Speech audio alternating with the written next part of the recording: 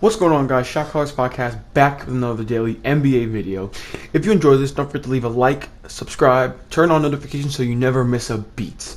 Ladies, gentlemen, and ballers, today is day 13 on Bradley Beal still being a part of the team, and boy did the Wizards have an exciting game last night as they beat the Nets when they were down 5 with like 10 seconds to go. Hopefully they can build on this win and try and use this as a stepping stone and go in the new direction going forward. Shout out to Russell Westbrook for being a shot caller. He might be back to his old form, and he had already been playing good these past couple games. I said a couple weeks ago, and he did as well, that he's been playing on an injury with his leg and wasn't fully healthy. My stance on that issue was that he 100% needed to sit out during that stretch instead of playing because it was hurting the team, regardless of his passion or of him wanting to be on the floor. These past 2 games, though, he's been back, though, looking like his old Russell Westbrook self. Last year, before the bubble, he went on like a 30-game stretch tear. He was just going berserk with the Rockets. Westbrook was attempting only like 25% of his shots. I looked at the stats. It was only 25% of his shots at the rim so far this year versus like the 50% it was last year, which is a big part of why he was struggling with his efficiency. And everyone really knows that he can't shoot, but if he attacks the rim and gets himself going that way, it can really turn things around for him and for the team. If you can go back to doing that, then maybe we can start winning games and potentially start going on a playoff run. Shout out to Garrison Matthews, though, for getting that steal, which gave us a chance to even win that game in the first place. Beal had a great game also, and as so did the other pieces, actually, before I go anywhere else. Rui, Mo Wagner, Lopez, like a bunch of other guys had really good games. Now, our defense was still terrible, so I'm not going to overreact or anything. But I think this was still a great win against the Nets, considering they're a top team, regardless. For the Nets, though, this was terrible defense, and once again, this is exactly why they lost their game. They just couldn't play defense. And I'm not going to really beat around a dead horse, but if the Nets can't figure that out on that end of the floor, I don't really see them winning the championship. Maybe they can get to the championship, but I don't see them actually winning it. Harden didn't play, though. I just want to mention that. So maybe the outcome would have been a little different if he had actually played. But I'm pretty happy with the Wizards beating this team, and hopefully we can use this and go on a run from now on. Maybe we can get another win. Raptors versus Magic. So this game was a little boring, I'm not going to lie, but I still watched it from start to finish because you guys know me, NBA guru. I'm going to watch any game that I can. And I like how the Raptors are starting to play better this season.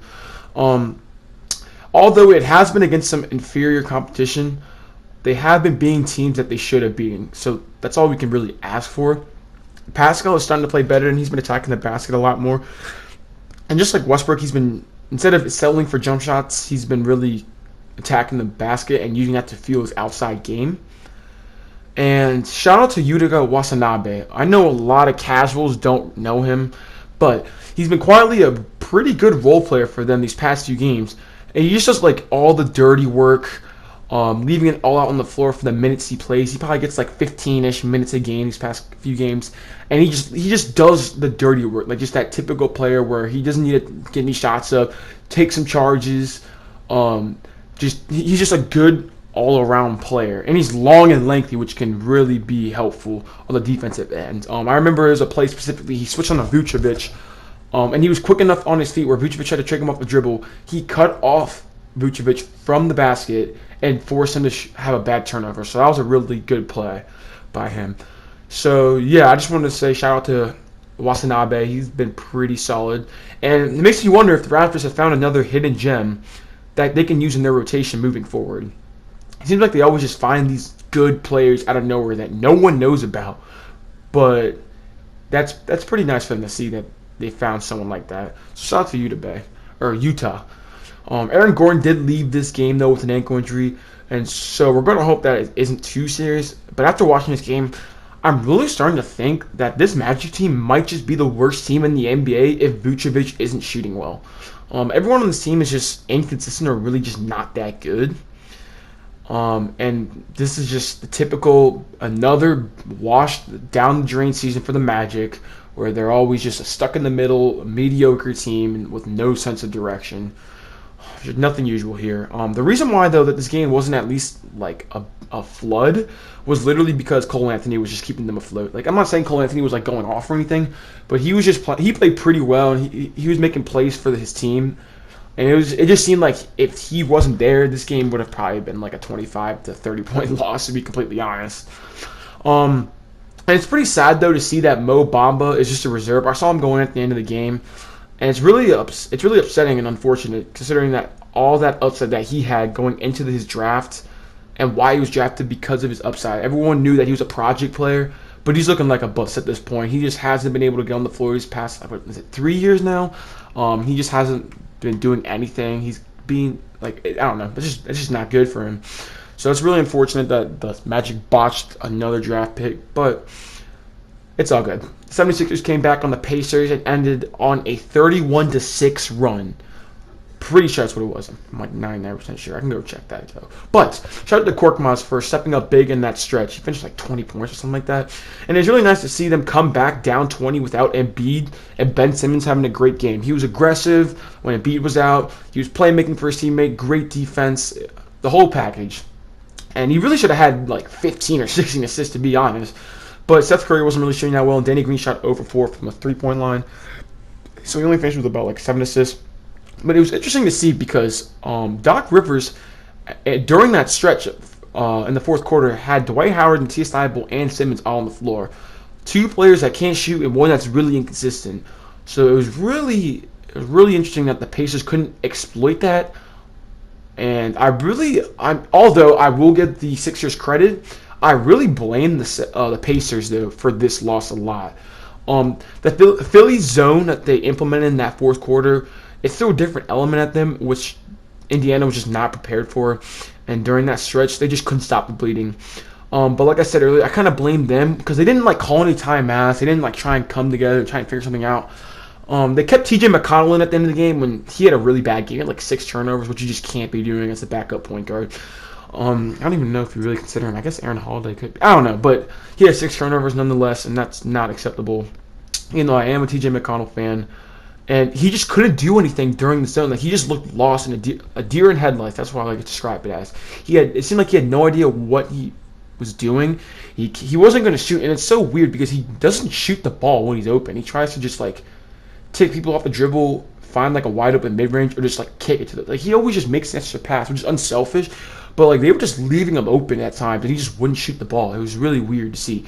And I was confused on why they didn't sub in Aaron Holiday, considering he played really well and was probably one of the main reasons why they got out to a 20-point lead in the first place.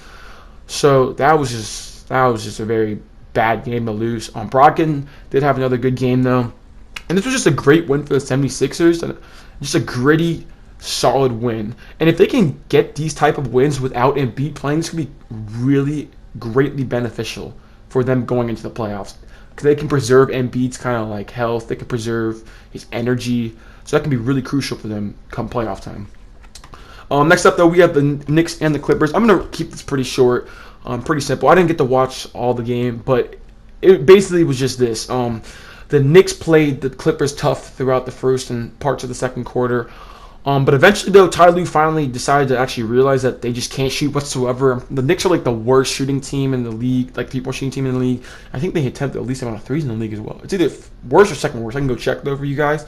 But they rolled out like a zone and like kind of sagged off on shooters when they did play man, and it pretty much worked. As long as they didn't let RJ and Julius Randle get ahead of steam to the basket, they didn't have the consistent shooters. I mean, Elfrid Payton's not a consistent shooter. I don't know why I can't think of anyone else, but nonetheless, the Knicks are not a great shooting team or a good shooting team at all, and it cost them this game. Shout out to Reggie Jackson, though. He's been playing good lately and filling in for that Patrick Beverley role, or Patrick Beverley in general, because he's injured. And since Lou Williams just hasn't been playing all that well or even playing at all, and he's been just a consistent option. And hopefully he can be that for them going forward, because I can add another dimension for them off the bench once Patrick Beverley comes in. Because he's been a solid playmaker these past few games with Pat Bev out, which is something that everyone knows that the Clippers need out of their point guard position. Lastly, though, we have the Cavs versus the Timberwolves. And the Cavs should have been up by about like 20 in the first half, but they had just way too many turnovers, and the Wolves stuck it. or stuck to it. Malik Beasley hit a really tough buzzer beater to end the first half to give them momentum going into that second half. That was a really tough shot. And Beasley and Edwards had a really great game. And it's really unfortunate that Anthony Edwards just doesn't get more attention than he does, considering he's the #1 overall pick. He's been playing a lot better recently in these past 2 games. He's actually really funny. He's a really funny personality that a lot of people would love in the media. So it's just really weird that he doesn't get the attention as like a true #1 overall pick should. Drummond, though, had another good game, another monster stat game, but this was just not a game that the Cavs honestly should have lost. They really should have won this game. But yeah, shout out to Ant-Man, shout out to Beasley, shout out to D-Lo, great games. And it's really weird because, even though I just talked about this earlier, Anthony Edwards has been playing pretty well. Like, he should be getting more attention, and maybe it's just because that the Timberwolves just aren't very good this year, and they're in a small market team, so that probably is why. But he should be getting more attention, kind of like what LaMelo and James Wiseman have been getting. But I want to talk about, for a brief moment, the Timberwolves' plan, because I'm very confused on what their actual plan is going forward, because they aren't good enough to actually make the playoffs, even though you could debate if they have Cat, well, maybe they could be good enough.